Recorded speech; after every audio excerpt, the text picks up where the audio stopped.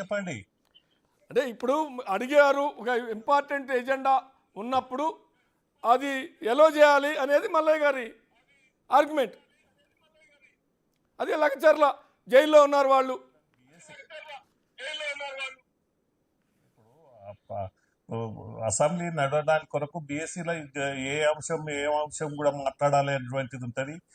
వేరే ఫార్మేట్లో మాట్లాడాలన్నప్పుడు లఘుచర్ల గురించి మాట్లాడచ్చు, రైతుల గురించి మాట్లాడచ్చు. కానీ మేము ప్రతిపక్షం ఉండి మేము చెప్పిందే డిస్కషన్ జరగాలంటే స్పీకర్ అలో చేయడానికి లేదు, ఇట్లా డిమాండ్ చేయడానికి కూడా లేదు. గతంలో జరిగిన అనేక సమావేశాల్లో కూడా మనం చూసినాం.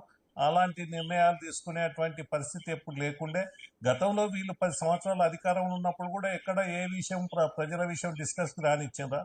ఎక్కడ వాళ్ళు స్పీకర్ నిర్ణయించింది దాని మీద చర్చ చేయాలి, ఆ ఫార్మేట్లోనే ఇవన్నీ తీసుకొచ్చుకోవచ్చు. కానీ ఇప్పుడు జరిగేది నేను మొదలే చెప్పినాను.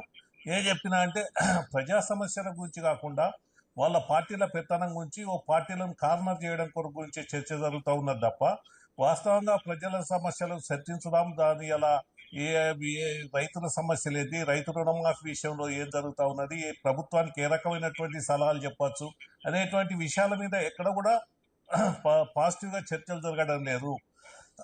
ఇలాంటి పరిస్థితుల్లో మేం గొప్ప ఏ విధంగానన్నా వాళ్ళు ముందే ఒక ఎజెండా ఫిక్స్ చేసుకొని మేము ఈరోజు అసెంబ్లీకి వెళ్ళి బైకాట్ చేయాలి, ప్లే కార్డ్ షో చేయాలి. అసెంబ్లీలో ప్లే కార్డ్ షో చేయడం అనేటువంటి సరైన నిర్ణయం కాదు అది.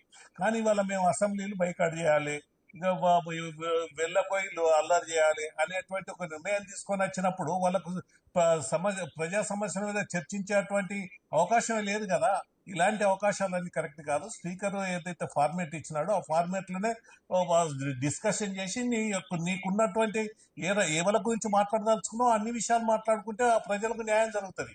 కాకపోతే మీరు పార్టీ ఎజెండాలను ఇంప్లిమెంట్ చేయాలనుకోవడం మాత్రం కరెక్ట్ కాదు.